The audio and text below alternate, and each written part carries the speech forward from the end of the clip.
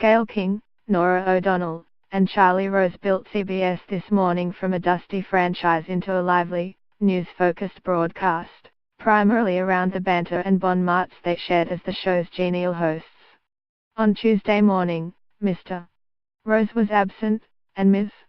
King and Ms. O'Donnell were left to deliver the news that he had been accused by at least 8 women of making crude sexual advances. "None of us ever thought that we'd be sitting at this table in particular and telling this story," Ms. King said grimly, "but here we are."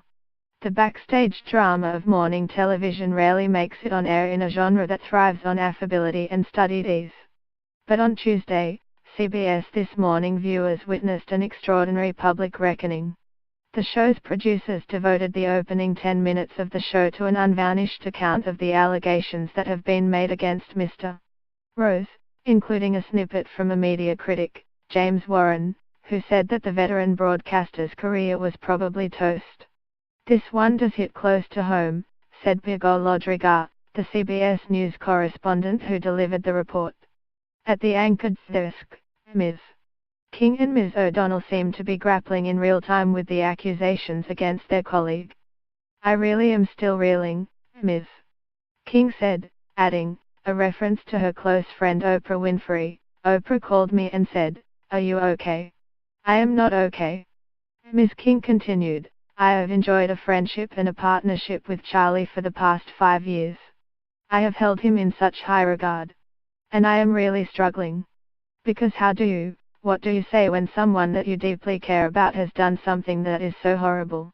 How do you wrap your brain around that?"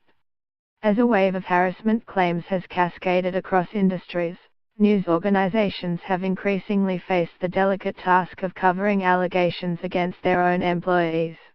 Mark Halperin of NBC News, the former New Republic literary editor Leon Wieseltier, and Michael Orskes, National Public Radio's top editor, are among the prominent media figures to be accused of sexual misconduct.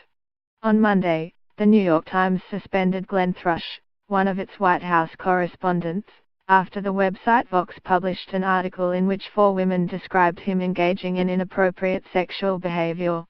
On CBS, Ms. O'Donnell praised the women who spoke to the Washington Post and other news outlets about Mr. Rose's behavior.